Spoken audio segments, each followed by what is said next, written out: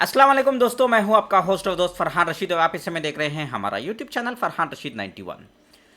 दोस्तों आज 5 दिसंबर 2025 है और आज जो है मुझे कुछ व्हाट्सएप पे मैसेजेस और कुछ कॉल्स आए और लोगों में जो है कुछ खलबली मची हुई है एफआईआर को लेकर के। जो है जो मैंने ड्राफ्ट बनाया था, एफआईआर का फॉर्मेट बनाया था एफआईआर करने के लिए, उस चीज़ को लेकर के कुछ पैनिक हुआ है। तो उसी पैनिक को लेकर के मैं कुछ आप लोगों के सामने जो है बताना चाहता हूं। तो मेरे भाई बुजुर्गों दोस्तों, ये पूरा वीडियो ज़रूर देखिएगा और सबसे पहले आप लोगों से जो है गुजारिश करता हूं, ये बहुत इंफॉर्मेटिव वीडियो है, बहुत इंपॉर्टेंट है। अगर आपको पैसा चाहिए तो कैसे पैसा मिलेगा, क्या टोटल ओवरऑल प्रोसेस है, क्या चीज़ें हैं, ये तमाम चीज़ें मैं आप लोगों को बताऊंगा। और आगे बढ़ने से पहले पहले ये वीडियो को आप वायरल कर दीजिए ताकि हर एक हीरा गोल्ड के इन्वेस्टर, चाहे वो एसएफआईओ के हो या ईओडब्ल्यू या सीसीएस या कर्नाटका कॉम्पिटेंट अथॉरिटी या नॉन कंप्लेनर्स को भी पैसा कैसा मिलेगा, एसएफआईओ के इन्वेस्टरों को कैसा पैसा मिलेगा, ईओडब्ल्यू वालों को कैसा मिलेगा, सीसीएस हैदराबाद वालों को कैसा मिलेगा, कर्नाटका कॉम्पिटेंट अथॉरिटी वालों को कैसा मिलेगा, केरला वालों को कैसा मिलेगा, उत्तर प्रदेश वालों को कैसा मिलेगा, दिल्ली वालों को कैसे मिलेगा, एनआरएस को कैसे मिलेगा, दुबई वालों को कैसे मिलेगा, कुवैत वालों को कैसे मिलेगा, कतर वालों को कैसे मिलेगा, वगैरह वगैरह वगैरह वगैरह, ये तमाम डिटेल्स इस वीडियो में मौजूद हैं। तो चलिए अभी आगे बढ़ते हैं। पहले जो है मैं आपको डॉक्यूमेंट्स आपके सामने पेश कर देता हूं। देखिए, सबसे पहली बात तो ये है कि पैनिक जो हो रहा है कि लोग जो है ये जो है गलत फहमी पाल रहे हैं कि हमने जो एफआईआर का फॉर्मेट जो बनाया है उस फॉर्मेट में हमने 420 वगैरह वगैरह ये तमाम बीएनएस के सेक्शंस वगैरह डाले हैं, लेकिन डिपॉजिटर्स एक्ट इसमें जो है नहीं है। इसकी वजह से इन्वेस्टरों को नुकसान हो सकता है, उस चीज़ का मैं क्लैरिफिकेशन दे दूंगा। पैनिक ना हो, पहले पूरा वीडियो ज़रूर देखिए।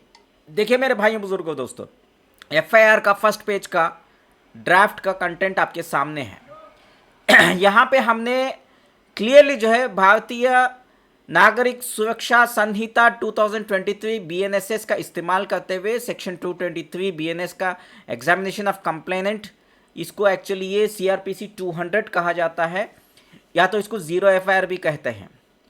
तो ये सेक्शन इसलिए लगाया क्योंकि आप कभी भी पुलिस स्टेशन में जाते हैं तो वो अगर एफआईआर का आपका लेने से मना करते हैं, आपकी कंप्लेंट लेने से मना करते हैं, तो इस सेक्शन का इस्तेमाल करके हम कोर्ट में जा करके परमिशन लेकर के जो है एफआईआर कर सकते हैं। तो इस बात का डर रहता है स्टेशन ऑफिसर को, जहां पे भी जो भी पुलिस स्टेशन, इंडिया के कोई भी पुलिस स्टेशन में अगर आप जाते हैं तो एफआईआर करने के टाइम पे जब ये सेक्शन पुलिस ऑफिसर देखता है तो वो फौरन आपका एफआईआर ले लेता है। अगर नहीं लेता है तो आपको वहां पे बैठ जाना है जब तक एफआईआर नहीं होता। ये क्लियर कर देता हूं, इसीलिए सेक्शन यहाँ पे मेंशन किया गया है ताकि उनको उस बात का समझ आए कि ये जो भी कंप्लेनेंट आया है उसको इसके बारे में नॉलेज है, इल्म है, क्यों एफआईआर नहीं लेना है। अगर ये लेटर देने के बाद अगर वो मना कर देते तो उनके ऊपर बहुत बड़ा जो है कार्रवाई हो सकती है, इन्वेस्टिगेशन हो सकती है, इसलिए वो आपकी एफआईआर को मना नहीं कर सकते। इसलिए ये हमने सेक्शन 223 ऑफ बीएनएसएस लगाया है। दूसरा जो है the banning of unregulated depositors schemes act 2019 का हमने जो है इस्तेमाल किया है। और यहाँ पे मैं आपको एक हाईलाइट करना चाहता हूँ कि आप लोग जो है व्हाट्सएप पे मुझे मैसेजेस किए थे, कॉल किए थे, उन तमाम लोगों ने मुझसे क्लैरिफिकेशन मांगने की कोशिश की कि फरहान भाई अगर हम ऐसा करेंगे, अगर ये फॉर्मेट लेके एफआईआर करेंगे तो हमने जो है एमपीएडी एक्ट में ईओडब्ल्यू गए या एसएफआईओ में गए, उन लोगों को नुकसान हो जाएगा, तो क्या ये सही है या गलत है। तो ये इन्फॉर्मेशन गलत है, ये आपकी कन्फ्यूजन, ये पैनिक जो हुआ है ये गलत है। एक्चुअली होता यह है, आप मेरी ये बात को गौर से सुनिए। एमपीआईडी एक्ट होता है महाराष्ट्र के लोगों को, जो महाराष्ट्र में लोग रहते हैं। महाराष्ट्र इन्वेस्टर्स डिपॉजिटर्स एक्ट बोलते हैं उसको, protection of investors deposit act बोलते हैं, महाराष्ट्र के इन्वेस्टरों को प्रोटेक्शन देने के लिए।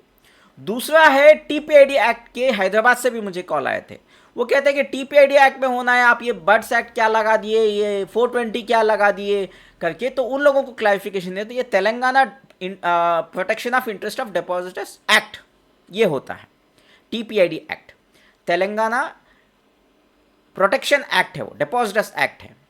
फिर केपीआईडी एक्ट कर्नाटका से, बेंगलुरु से भी मुझे कॉल आए थे, कुछ धारवाड़ से कॉल आए थे, हुबली से कॉल आए थे, तो वो बोल रहे थे कि केपीआईडी एक्ट में आना चाहिए। तो आपकी तीनों की बात सही है, आपका तीनों का सवाल जायज है, वो क्लैरिफिकेशन इस वीडियो में है। कर्नाटका का प्रोटेक्शन के इन्वेस्टरों को जो है कर्नाटका की गवर्नमेंट से या वहां का लॉ आपको प्रोविजन देता है, प्रोटेक्शन देता है। Karnataka protection of interest of depositors act होता है। अब होता यह है, उत्तर प्रदेश है, केरला में इन्वेस्टर्स हैं, दिल्ली में इन्वेस्टर्स हैं, लखनऊ, दुबई में हैं, कुवैत में है, बहरीन में है, वगैरह वगैरह अलग अलग जगह पे है। असम से भी मुझे कॉल आए थे, मुझे वेस्ट बंगाल से कॉल आए थे, कोलकाता से कॉल आए थे। तो अगर हम अलग अलग डिपॉजिटर्स एक्ट के तहत अलग अलग पुलिस स्टेशन में एक एक अर्जी डालते हैं, तो ये होता है कि कौन सी स्टेट की एजेंसी इस पर ठीक से काम करेगी, क्या हमें इंसाफ मिल पाएगा, नहीं मिल पाएगा, ये सवाल जो है खड़ा हो जाता है। पूरा वीडियो ज़रूर देखिएगा। तो अभी बहुत कुछ बताना बाकी है, आपको बहुत कुछ बोलना बाकी है, मैं बोल देता हूँ पहले, आप ये सुन लीजिए, फिर आपको वापस से मैं पढ़कर कुछ चीज़ें दिखाना है। पूरा वीडियो ज़रूर देखिए। तो ये आपको समझ में आ गया सवाल जो है, कौन देगा पैसा, क्या सारे स्टेट मिलकर के एक डिपार्टमेंट बनाएंगे या कुछ अलग प्रोविजन होगा, क्या होगा। सुप्रीम कोर्ट तो इसमें सारे फैसले ले रही है, ईडी को प्रॉपर्टी बेचने को दे दिया है, बराबर। तो अब ये कंफ्यूजन दूर करने के लिए एक इंपॉर्टेंट चीज जो है वो the banning of unregulated depositors act 2019, in short इसको बट्स एक्ट कहा जाता है। मैं आगे इसको कट शॉर्ट करने के लिए बट्स एक्ट का हवाला दूंगा।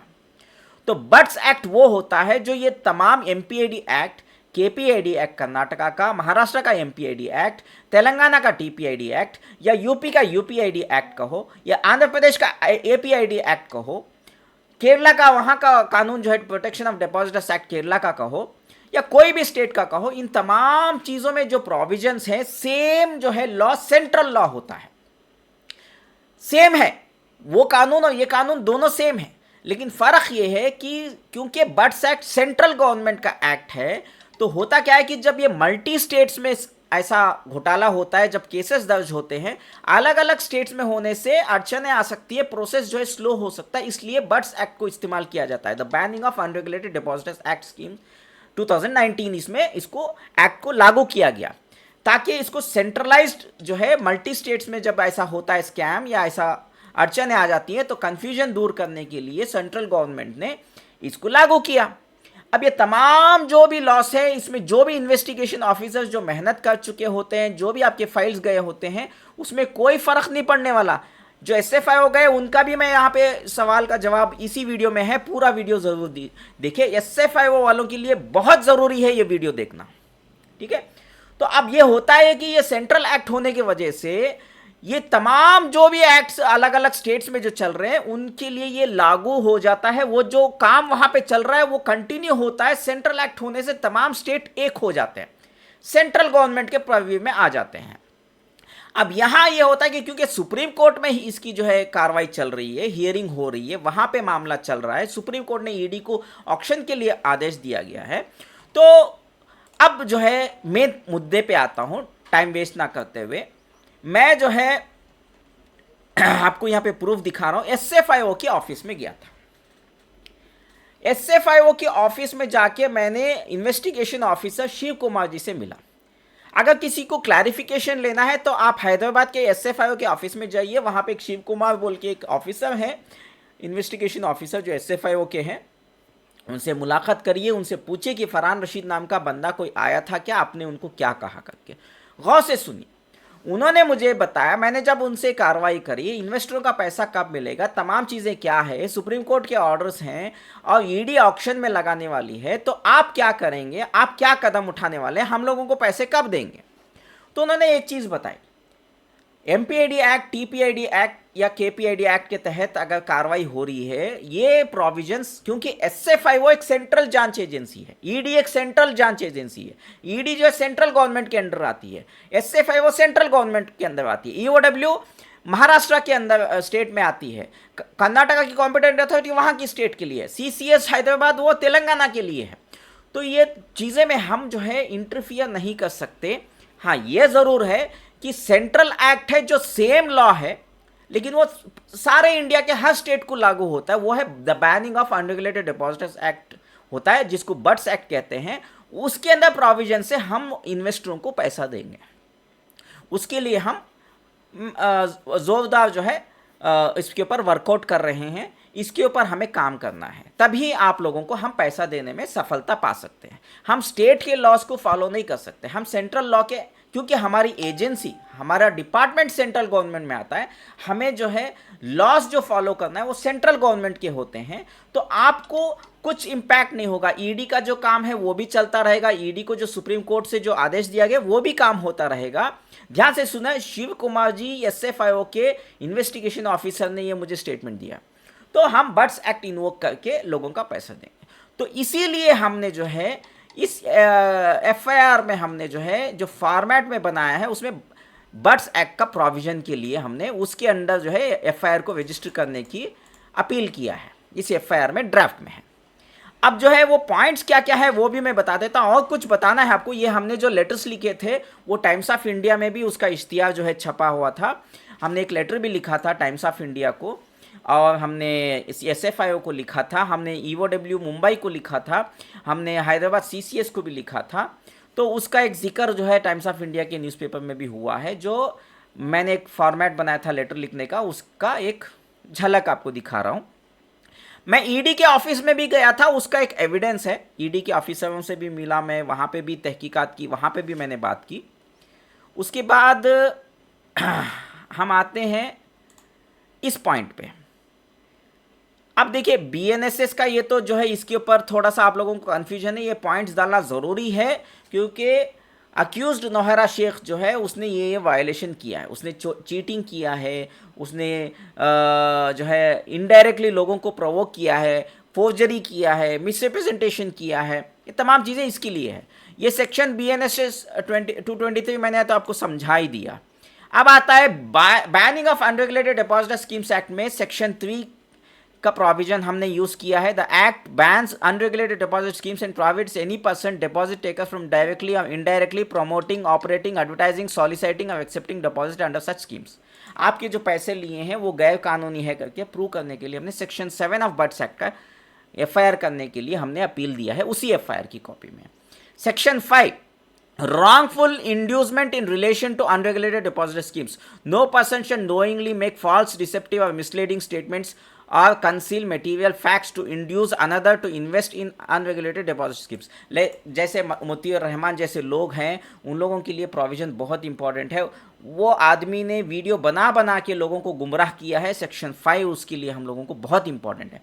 Punishment for contravention of section 3, penalty for operating or promoting unregulated deposit schemes act, वो सेक्शन 21 में आता है, जिसके तहत जो है अक्यूज नौहरा शेख को और बाकी के जितने भी लोग उसके साथ शामिल हैं उसकी सज़ा मिलती है। पूरा वीडियो ज़रूर देखिएगा, इंपॉर्टेंट है, आपका कन्फ्यूजन दूर हो जाएगा। एफआईआर में हमने जो आपको ड्राफ्ट बना के दिया, फरहान रशीद का ड्राफ्ट जो भी इस्तेमाल कर रहा है, कोई पैनिक होने की ज़रूरत नहीं, हमने सही एफआईआर किया है, कोई गलत एफआईआर नहीं किया है, ठीक है। अब सेक्शन 23 है बैनिंग ऑफ बट्स एक्ट का, punishment for contravention of section 5, penalty for wrongful inducement. उसने बहुत सारे घोटाले किए हैं, गलत किए हैं, उसके लिए ये सेक्शन है। Section 25 offences to be cognizance and non bailable, the offences under this act are cognizable and non bailable, police can arrest without warrant.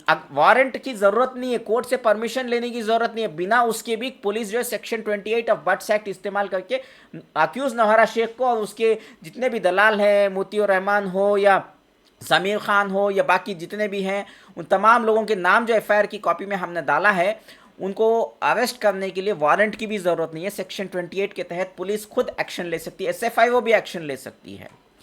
फिर section 27 cognizance of offence, how courts में take cognizance because the accused used deceptive, inducement, misrepresentation, collected funds under a scheme not regulated under any statutory authority and prevented victims from approaching law enforcement, all the acts carefully fall under the BUDS act section, ठीक है।